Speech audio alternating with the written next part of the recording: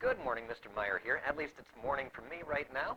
And I put together this little review of Chapter 5, the beginning parts up through Lesson 5, with some things kind of in random order to help you discern what process to use to solve each type of problem. So looking at the first problem here, use the given function values to estimate the area under the curve using, first of all, left endpoint evaluation.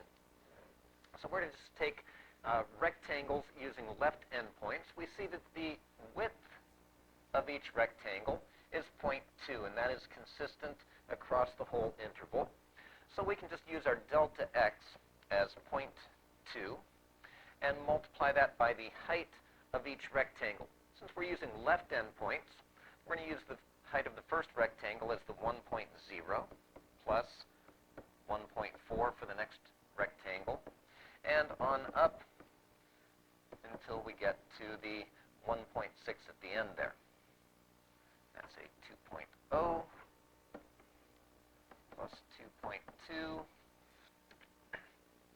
And since we're using left-hand evaluation, we're going to ignore this 1.4 here.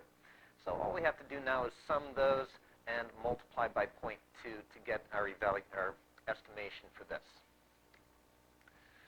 Summing those values gives us 0.2 times 14.2, which is then 2.84.